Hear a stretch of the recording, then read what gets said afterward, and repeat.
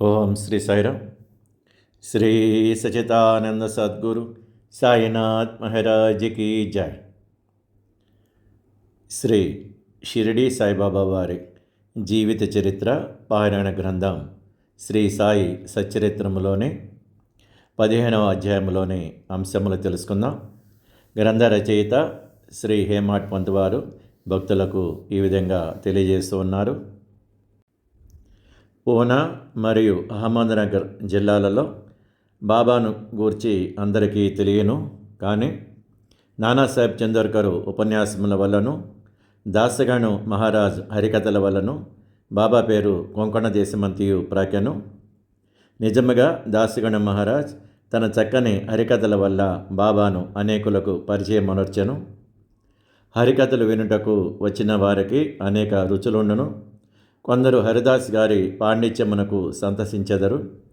కొందరికి వారి నటన, కొందరికి వారి పాటలు, కొందరికి వారి హాస్యము, చమత్కారములు సంతోషము కలుగజేయును. కథాపూర్వమున దాస్ గారు సంభాషించు వేదాంత విషయములు వినుటకు కొందరు, అసలు కథను వినుటకు కొందరు ఇలా వచ్చేదరు. వచ్చిన వారిలో చాలా కొద్ది మందికి మాత్రమే భగవంతుని ఎందుగానే యోగుల ఎందుగానే ప్రేమ విశ్వాసములు ఉండును.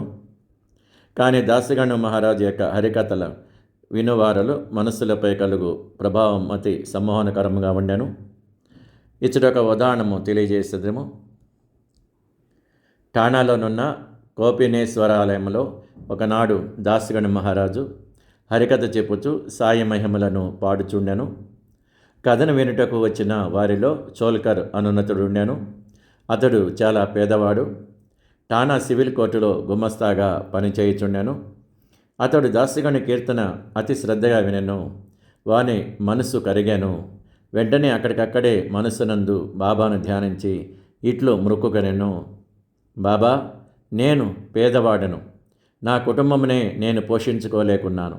మీ అనుగ్రహం చేత సర్కారు వారి పరీక్షలో ఉత్తీర్ణుడై స్థిరమైన ఉద్యోగం లభించినచో నేను మీ షిరిడీకి వచ్చేదను. మీ పాదములకు సాష్టాంగ నమస్కారములు చేసేదను. మీ పేరు మీద కలకండ ప్రసాదమును పంచిపెట్టుదును అని వేడుకొనెను.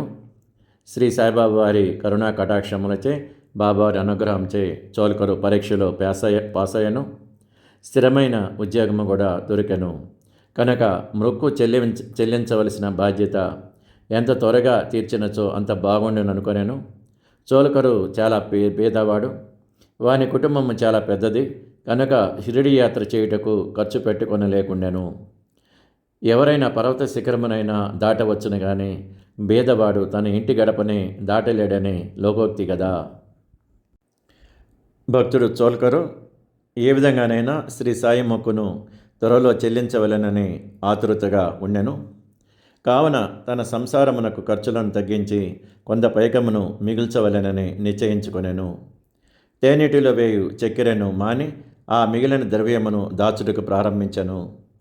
ఈ విధంగా కొంత ద్రవ్యమును మిగిల్చిన పిమ్మట షిరిడీకి వచ్చి బాబా పాదములపై పడెను. ఒక టెంకాయ బాబాకు సమర్పించెను. తాను మొక్కుకున్న ప్రకారము కలకండ ప్రసాదము కూడా పంచిపెట్టెను. తన మనసులోని కోరికలన్నయు ఆనాడు నెరవేరిననియు తనకు ఎంతయో తృప్తిగా ఉన్నదని బాబాతో అన్నాడు. చోల్కరు బాబాసాహెబ్ జోగ్ గృహమునందు దిగెను. అప్పుడు వీరిరువురు ద్వారకామాయిలో ఉండేరి. ఇంటికి పోవుటకే వారు లేచి నిలువగా బాబా బాబుసాహెబ్ జోగుని పిలిచి ఇట్లా అన్నారు. నీ అతిథికి టీ కప్పులలో విరివిగా చక్కెర వేసి ఇమ్ము. ఈ పలుకుల్లోని భావమును గ్రహించిన వాడే చోల్కరు మనస్సు కరిగెను. అతడు ఆశ్చర్యమగ్నయ్యను. వాని కళ్ళు ఆనంద భాషములచే నిండెను. తిరిగి బాబా పాదముల పడెను.